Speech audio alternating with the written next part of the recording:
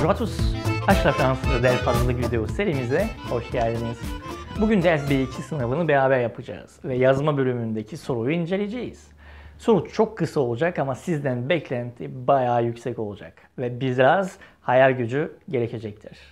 Tüm ders B2 hazırlık derslerimizde olduğu gibi bugün de tüm dersi Fransızca olarak anlatacağım. Çünkü artık B2'siniz ve bu sınavlar üniversiteye girişleri için gerekli. Bu yüzden şimdiden Fransız aksanına alışmanız lazım. Ama korkmayın. Size zor gelen ne varsa özel üyemiz olunca size en iyi şekilde destek olup hem bu ders sınavlarının en iyi şekilde geçmesini sağlayacağız hem de dışarıda günlük kullandığımız Fransızcaya alışmış olacaksınız. Tek yapmanız gereken sitemizi ziyaret etmeniz ve özel üyemiz olmanız. Evet, bugünkü egzersiz sadece bir örnektir. Siz de bu soruya cevap vererek yazınızı bizimle paylaşabilirsiniz. Özel üyemiz olduğunuz zaman yazınızı inceleyip nerede hata yaptığınızı size anlatıp bir daha o hatayı yapmamanız için size yardımcı olabilirim. Eminim şimdi soruyu merak ediyorsunuzdur. Bu yüzden hemen derse başlıyorum ve sonrasında tekrar beraber olacağız. İyi seyirler, iyi çalışmalar. Nous voici maintenant arrivés à la partie production écrite. Le temps conseillé pour faire cette partie est de 1 heure et nous serons notés sur 25 points. Très bien. Donc cette partie fait beaucoup peur à beaucoup de monde parce que d'une, il faut être créatif. En effet, on ne connaît pas le sujet posé et on a 1 heure pour créer un écrit, un texte. Et de deux, parce que c'est la seule partie où vous montrez vraiment que vous maîtrisez la langue française. Ben oui, dans la partie 1 et dans la partie 2, pour chaque bonne réponse, vous aviez 33% de chance de réussir l'examen. Puisque à chaque fois, c'était des QCM, avec uniquement 3 bonnes réponses. Donc même si vous mettiez au hasard une réponse, vous aviez 33% de chance d'avoir juste. Mais voilà, pour la production écrite, c'est pas pareil. Parce que si vous ne parlez pas français, si vous n'écrivez pas un mot en français dans cette partie, eh bien vous avez 0 et vous serez éliminé. Mais bon, vu que vous regardez cette vidéo en ce moment et que vous me suivez donc peut-être depuis le début de l'examen DELF, ça veut dire que vous êtes motivé pour réussir cet examen. Et donc, je ne me fais aucun souci pour vous. Le tout, c'est d'avoir la bonne méthode, la bonne technique et de connaître quelques astuces pour gagner des points supplémentaires pour cette partie. Donc, regardons cet examen. La première chose qui saute aux yeux, c'est 250 mots minimum. Et oui, ça va être long. Bon, maintenant, lisons ensemble l'énoncé. Vous vivez en France, dans une zone piétonne du centre-ville. Le maire de votre ville a décidé d'ouvrir certaines des rues de cette zone à la circulation des autobus pendant la journée. Comme représentant de votre immeuble, vous écrivez une lettre au maire pour contester cette décision en justifiant votre point de vue. Bon, c'est pas évident. Imaginez-vous le jour de l'examen, vous arrivez et puis vous avez un tel sujet devant vous. Je dois l'avouer, moi-même, je ne suis pas très enthousiaste pour le faire. Mais bon, c'est le jeu, et si on veut les 25 points, eh bien, il faut jouer. Mais on va jouer intelligemment, et c'est pour cela qu'il faut connaître les règles du jeu. Donc, pour ce faire, regardons la grille d'évaluation. Alors, écrit argumenté, prise de position personnelle argumentée sous forme d'une contribution à un débat, une lettre formelle, donc c'est ce qui nous attend, ou un article critique. Très bien. Donc, respect de la consigne, respecte la situation et le type de production demandé, respecte la consigne de longueur indiquée. Très bien, donc si on a compris qu'il s'agit d'une lettre formelle, après tout on va écrire au maire. Et si on respecte au minimum les 250 mots, donc si on écrit 250 mots au minimum, eh bien on a déjà 2 points dans la poche, ce qui est pas mal. Après, correction sociolinguistique peut adapter sa production à la situation au destinataire et adopter le niveau d'expression formelle convenant aux circonstances. Donc là, on a une lettre, on va écrire une lettre au maire. Donc il va falloir être formel, utiliser le vous, et utiliser les règles de politesse adéquates. Bon, on continue à lire. Si on fait ça, on a déjà 2 points aussi. capacité à présenter des faits, peut évoquer avec clarté et précision des faits, des événements ou des situations. Donc ici, on va avoir 3 points si dans la lettre, on explique bien notre problème et son pourquoi. Très bien. Capacité à argumenter une prise de position, peut développer une argumentation soulignant de manière appropriée points importants et détails pertinents. Donc ici, on va donner notre opinion, on va dire pourquoi on n'est pas d'accord, pourquoi ça nous dérange, et on va donner des exemples. Si on fait ça, on a 3 points de plus dans la poche.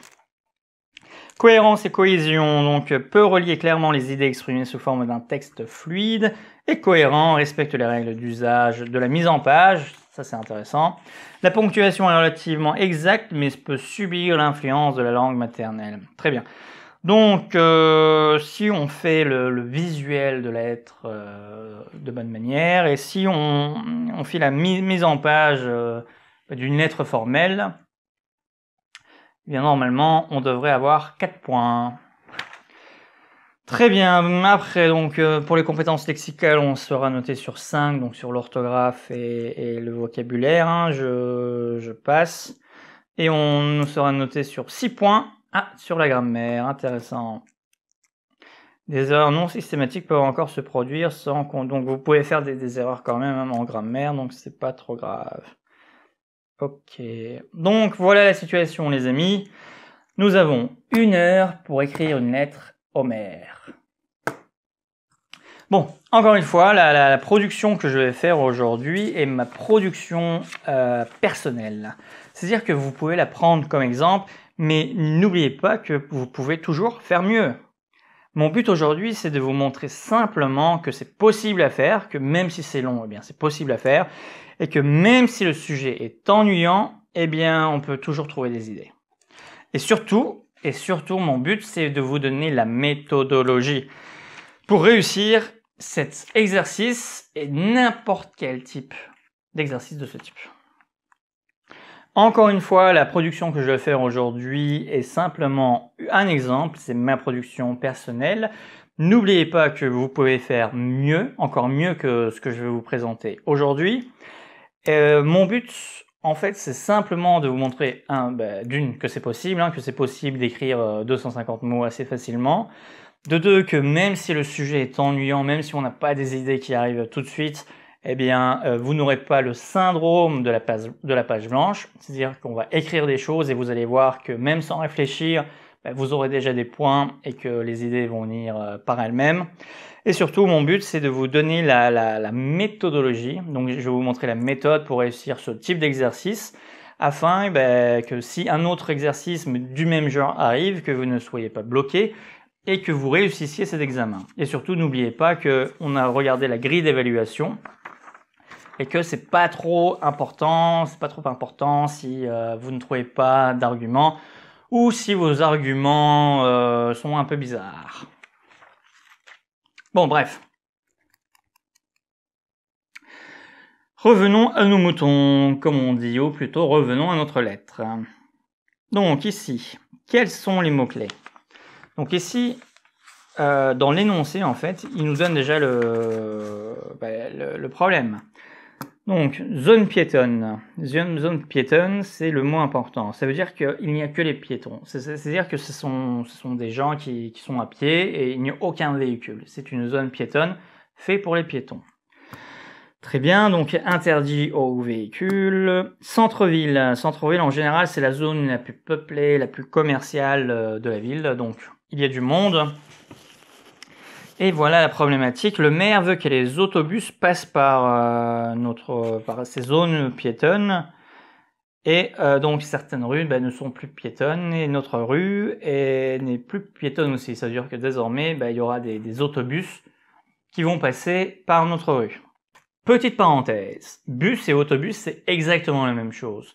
Bus, c'est l'abréviation d'autobus. Mais en France, dans le langage de tous les jours, vous entendrez rarement entendre dire quelqu'un « je vais prendre l'autobus » ou « j'attends l'autobus ». Non. En France, en général, dans la langue que l'on parle tous les jours, donc, on dit « je vais prendre le bus » ou « j'attends le bus », etc. Donc, on dit surtout le bus. Et vous entendrez rarement, mais vraiment rarement, l'autobus. Donc, je ferme cette parenthèse, mais si vous voulez plus de détails sur la vie en France, sur comment on parle tous les jours, donc le français que l'on utilise en France, n'hésitez pas à visiter notre site et à devenir un de nos membres VIP. Bref, continuons. Ici, on lit « comme représentant de votre immeuble ». Ça c'est très important. En effet, ce n'est pas vous qui allez écrire la lettre. Vous allez vous mettre dans la peau de quelqu'un d'autre et c'est comme ça que vous allez écrire votre lettre. Donc, dans cet exercice, votre métier, c'est pas un métier bien sûr, mais votre titre, c'est représentant d'immeuble. Donc, c'est vous qui êtes en charge et c'est vous qui avez des responsabilités.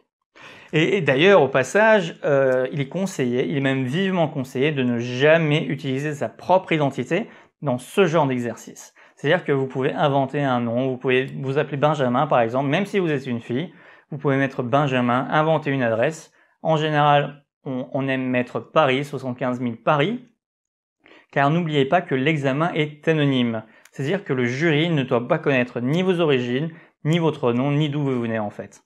Il doit simplement vous juger sur la qualité de votre écrit. Donc c'est pour cela, gardez-le en tête, vous pouvez vous créer un personnage pour ce type d'exercice, pour la production écrite notamment. Voilà, je ferme la parenthèse. Et voici la fin de notre instruction de la consigne. Donc la consigne, en fait, c'est la suivante. Nous devons écrire une lettre au maire pour contester cette décision et nous devons justifier notre point de vue. D'accord, donc on doit écrire au maire pour lui dire que nous ne sommes pas contents et on doit lui expliquer pourquoi.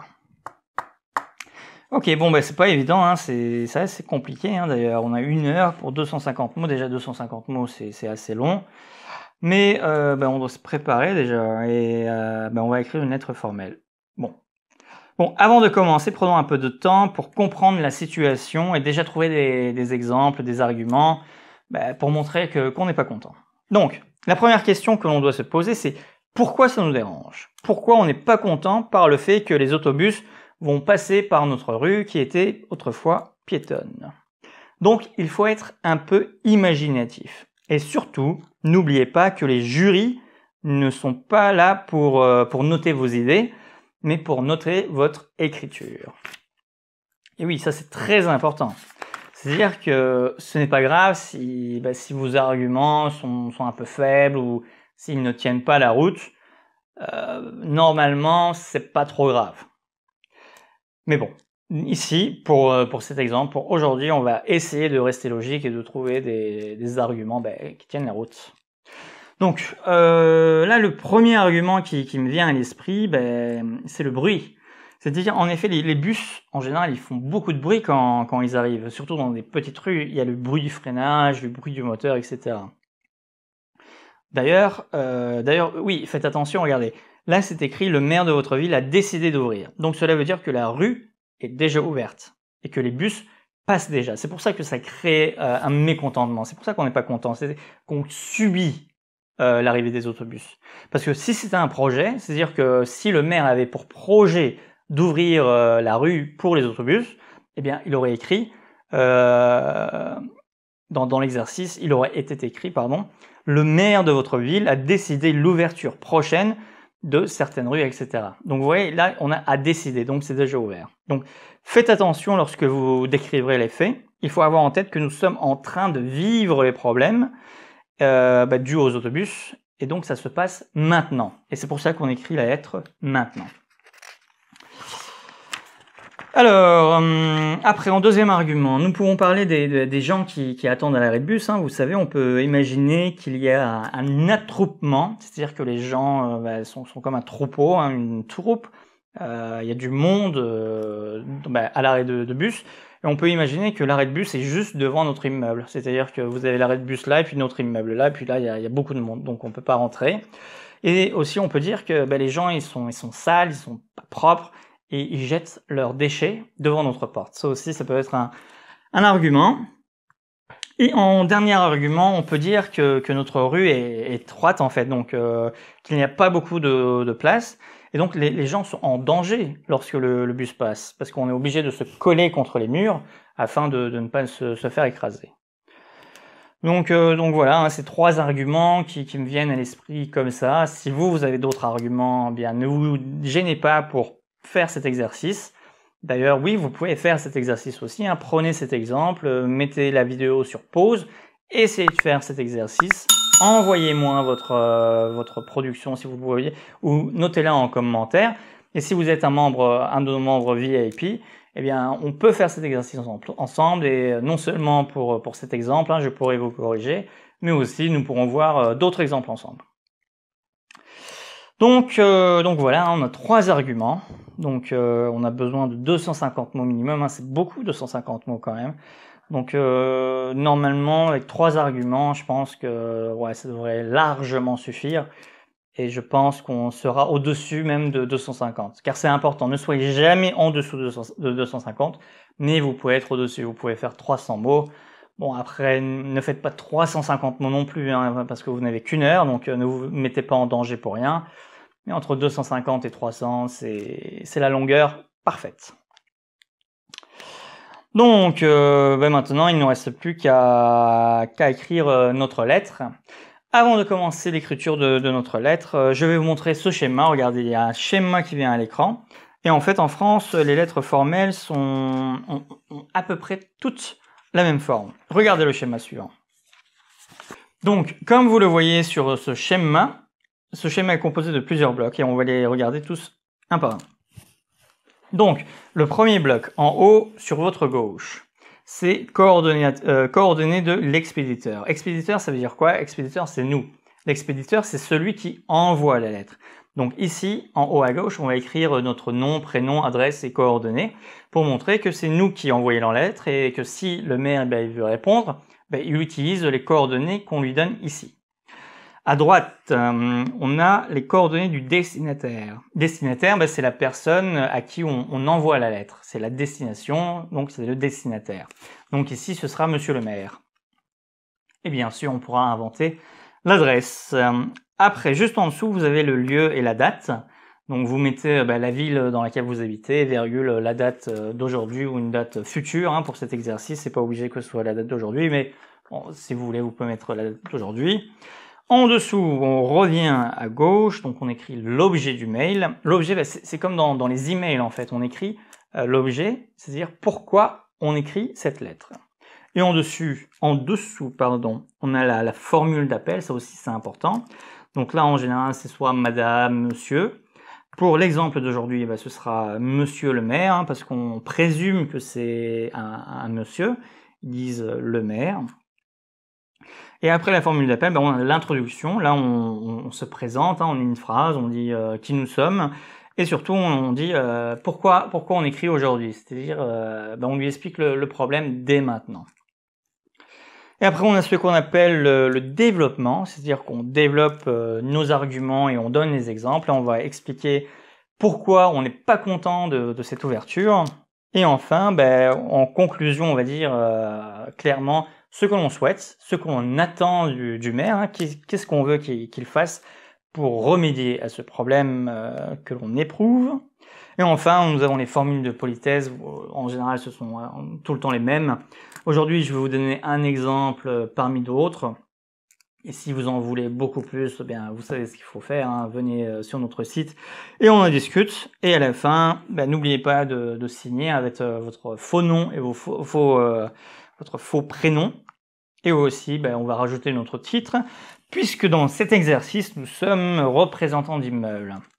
Si vous le mettez, vous avez pas de points en plus, simplement vous montrez au jury ou à la personne qui corrige cet exercice que vous avez compris l'exercice et que vous vous mettez à la place de la personne qui écrit la lettre. Donc voilà pour le schéma. Maintenant, on va passer aux choses sérieuses. Bon, maintenant on a nos arguments en tête, on a quelques exemples, on sait comment faire, on a le schéma de la lettre, on a les blocs, on a les cases. Bien maintenant, il faut simplement remplir les cases avec ce que l'on a préparé. Donc je vais écrire une lettre et puis on se voit tout de suite après. Alors voilà, j'ai préparé ma lettre, c'est un exercice difficile, il faut avoir un peu d'imagination, on l'a vu. Donc je partage avec vous ma production, encore une fois ce n'est qu'un exemple, mais elle répond à la grille d'évaluation, donc normalement avec une telle lettre, on devrait obtenir le maximum de points. Donc, on va commencer. Je vais vous expliquer la méthodologie point par point, pardon, et puis on va lire la lettre ensemble. Allez, c'est parti. Donc, en haut, en gauche, c'est ce que je vous ai dit, hein, vous mettez votre nom, votre prénom que vous avez inventé. Donc là, je m'appelle Benjamin French. Je mets l'adresse, donc là, on va dire c'est 1 rue Victor Hugo. On va dire que c'est à Paris. Le téléphone, en général, en France, ça commence par 06. Donc là, je vous laisse compléter par les numéros que vous voulez. Là, je ne le mets pas sur Internet parce que ça peut être un vrai numéro, donc je ne veux déranger personne. Donc je vous mets que 06. Par contre, le courriel, ben, ça vous le connaissez déjà. Hein, pour prendre contact avec nous, c'est contact@frenchwithlove.com. Si vous êtes un maire, ben, vous êtes le bienvenu aussi, on peut en parler. Après, à droite, eh bien, on envoie qui est le destinataire. Le destinataire est Monsieur le maire. Il habite 10 rue Napoléon III. C'est en référence à Victor Hugo. Comme vous le savez, Victor Hugo et Napoléon III avaient quelques litiges ensemble. Hein. Victor Hugo a dû s'exiler à cause de Napoléon III. Après, ben, l'adresse c'est toujours à Paris. Hein. On dit que c'est la même rue. On est proche l'un de l'autre.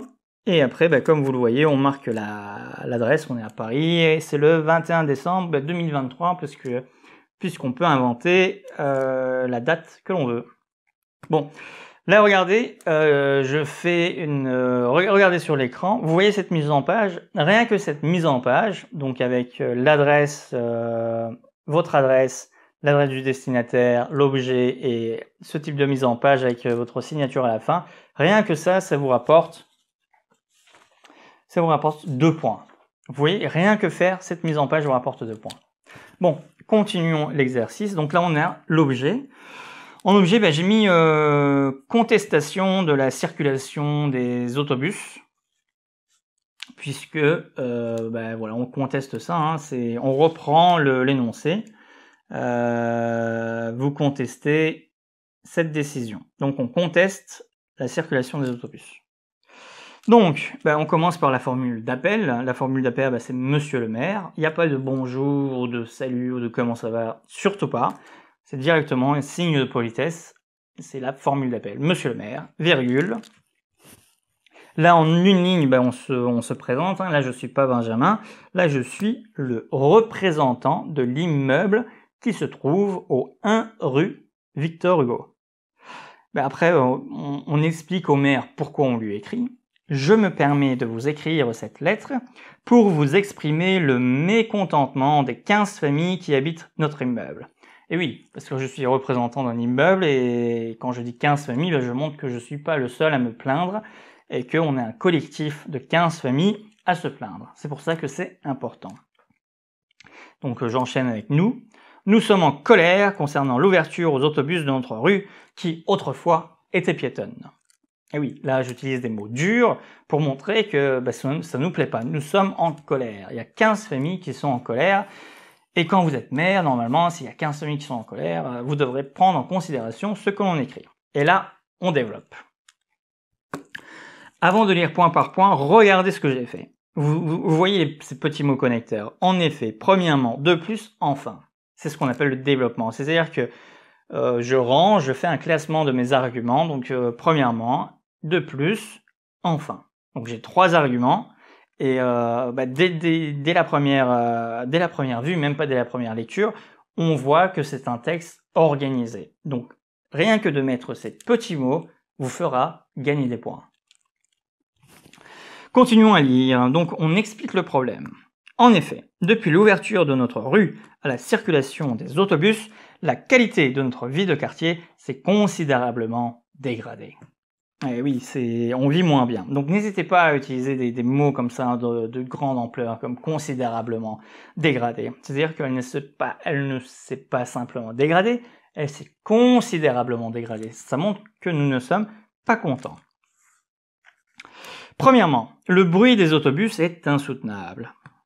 Notre rue étant étroite, l'écho du son du moteur et du freinage de l'autobus rend notre quotidien impossible. Donc voilà, l'argument numéro 1, c'est le bruit, et l'exemple, c'est la rue est étroite, donc il y a beaucoup de bruit. Donc je continue. De plus, l'arrêt de l'autobus est juste devant l'entrée de notre immeuble, on en avait parlé. Les personnes qui attendent le bus ont la fâcheuse tendance de jeter leurs déchets devant notre porte. Les habitants de notre immeuble sont fatigués de se frayer un chemin chaque jour entre les mégots de cigarettes, les paquets vides et même les chewing-gums pour pouvoir rentrer chez eux. Donc là, c'est l'argument numéro 2. Donc on monte un peu en crescendo, on montre que, enfin voilà, c'est pas propre et ce sont les gens qui attendent le bus qui font ça. Donc encore une fois, l'arrivée du bus, c'est mauvais. Et voilà le troisième argument. Enfin, le problème le plus dangereux pour notre santé et notre sécurité est bien sûr l'étroitesse de notre rue. L'étroitesse, ça veut dire que c'est étroit, c'est exigu, c'est petit. En effet, notre rue est une ancienne rue piétonne et donc ne possède pas de trottoir. Nous sommes obligés de longer les murs à chaque passage du bus. Imaginez ce qu'endurent les familles qui ont des enfants. Donc là, on joue la carte de l'émotion. On dit que non seulement notre immeuble est mal placé, qu'on endure, mais aussi les familles avec des petits-enfants, c'est dangereux pour eux si le bus y passe. Donc voilà, on a nos 3 arguments. Et là, on fait notre demande. Donc on a écrit, c'est bien, on a expliqué nos problèmes. Donc maintenant, on demande clairement ce que l'on veut. Et donc on utilise cette formule de politesse. Je vous serai donc reconnaissant de bien vouloir fermer au plus vite notre rue aux autobus afin que nous puissions retrouver notre tranquillité, la propreté de notre habitat et surtout notre sécurité. Et on termine par la formule de politesse, comme je vous l'avais dit tout à l'heure, elles sont assez génériques. Je vous remercie pour l'attention que vous porterez à notre demande et je vous prie d'agréer, Monsieur le maire, l'expression de mes salutations distinguées. Vous signez, n'oubliez surtout pas de signer, donc là je marque Benjamin French, c'est le même nom et prénom que je vais utiliser au tout début. Et là je mets mon titre, représentant de l'immeuble situé au 1 rue Victor Hugo. Et voilà, on a terminé l'exercice d'écriture. Je dois avouer que c'est un exercice difficile, que c'est fatigant à faire, mais avec de la préparation, normalement, vous devrez réussir ce type d'exercice à la perfection. Et bien sûr, si vous voulez que je vous prépare spécialement pour ce type d'exercice, pour ce type d'examen DELF, ou si simplement vous souhaitez perfectionner votre français pour qu'il ressemble plus au français que l'on parle en France, n'hésitez pas à visiter notre site web. Là-bas, vous verrez, il y a nos livres, nos vidéos et surtout notre adresse de contact. Et après avoir vu votre niveau, après avoir discuté avec vous, on pourra commencer à travailler ensemble et vous verrez que le français, c'est pas si difficile. Donc voilà, nous avons terminé la production écrite. C'était la 3e épreuve de cet examen DELF B2, mais il en reste encore une. Et c'est celle qui fait peur aussi, puisque ce sera la production orale. Et oui, maintenant vous allez parler français. Ve dersimiz bitti bile. Yani en azından benim için bitti ama sizin için yeni başlıyor. Siz ne yazardınız belediye başkanına? Ne gibi örnekler verirdiniz? Bu yazılı egzersizlerin avantajı sadece tek bir tane cevap olmamasıdır. Tabii sizin de fikirleriniz önemli ve geçerlidir. Çünkü buradaki olay hayal ürünüdür. Ama işte sınavda yazacağınız yazı Fransızca olacağı için gerçek anlamda yazı kalitenizi ölçecekler. Ve çoğu zaman öğrenciler veya sınavı geçenler en düşük notu bu parttan alır. Ama siz bizim takımımızda olacağınız için en yüksek notu almanızı sağlayacağız. Fransızcayı sonradan öğrenmiş olsanız bile bizim sayemizde en iyi okulları bitiren kişilerden bile ileride olacaksınız. Çünkü beraber sizin başarmanız için çalışacağız ve beraber başaracağız. Bizim metod ile göreceksiniz ki şu an size zor gelen şeyler aslında kolay. Fransızcayı en iyi şekilde öğrenmek için siz de bize katılın ve Aşkla Fransızca dünyasına giriş yapın. Daha fazla bilgi almak için sitemizde bekliyoruz sizi. Biz hep oradayız. Ama şimdilik aşkla kalın.